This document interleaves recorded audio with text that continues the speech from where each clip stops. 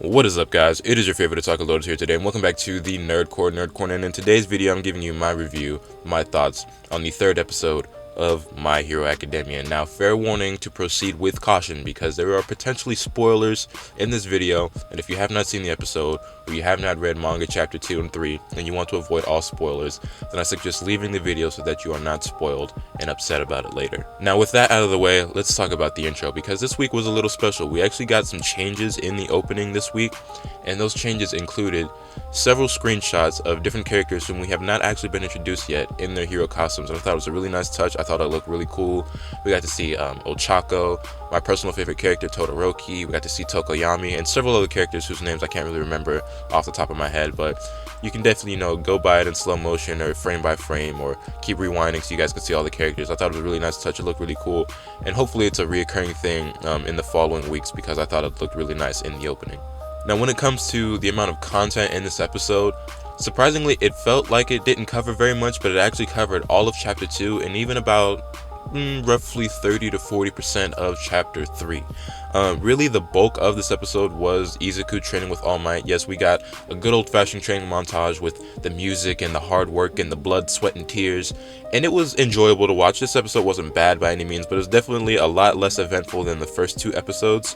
And with that being said, I liked it, but I didn't love it. If I gave it a score on a scale of 1 to 10, I'm going to give it an 8 because it definitely wasn't bad and it was enjoyable, but it just, it wasn't as hype, which is to be expected because this episode is more like setup for episode 3, or episode 4, I'm sorry, which we'll definitely see a lot more action and things like that because the entrance exam is starting and we're definitely going to see a lot of the different characters in action.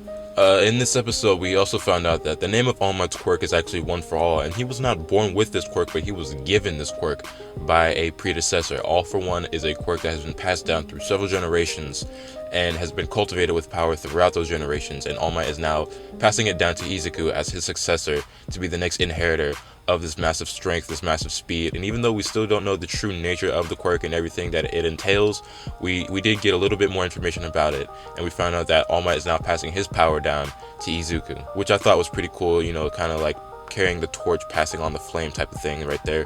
So it's pretty cool. At the end of episode 2, we already found out, based on Izuku's narration, that he has eventually, at some point in time, become the #1 hero.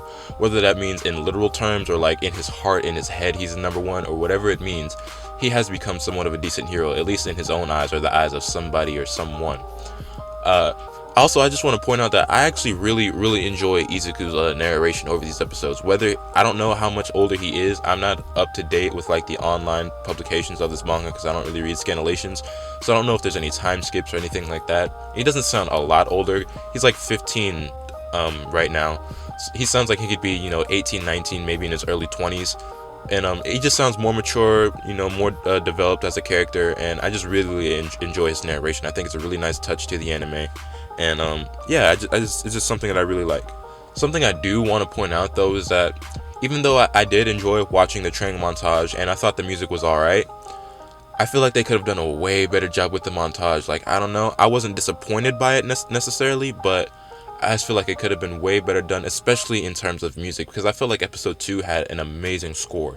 The music that they played when Kachan was fighting off like the slime monster with all the explosions and the fire and everything, like I thought that track was amazing. It was so intense, and then the music at the end of the episode with Izuku crying while he was talking to All Might, I just felt like it was very well done and that the score was beautiful. Now I don't know if it's the same person scored this episode as well, but I don't know, I just feel like episode 2 set the bar really high in terms of music, and I just was not as impressed with this episode as I was last week. I wasn't as impressed in general with this episode, but that's to be expected because, as I said, this is more of like a build-up for the next week, as opposed to, being something super action-packed and eventful, which is perfectly fine. I mean, you gotta have those episodes. Not every episode can be, a banger, especially for something that we can potentially see running for a very long time. You gotta have the slower ones as well to, build up for the hype.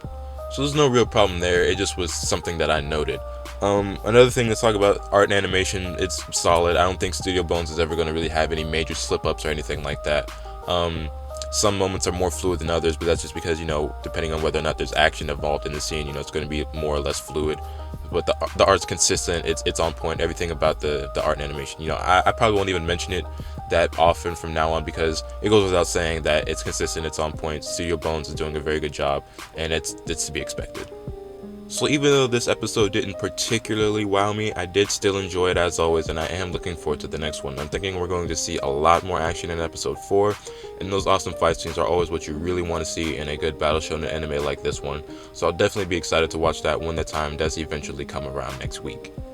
So the episode was good, not amazing, but well executed, and I did like it, albeit a few minor nitpicks like the music during the montage and just the montage in general. Felt like they could have spiced it up just a little bit, but no real complaints, no real issues, just a couple of things that I thought they could have done a little bit better, but that's just my own opinion. So drop a comment letting me know what you thought of this episode and what your thoughts are on this series thus far. Are you enjoying it? Are you still watching it? Are you going to continue to watch it?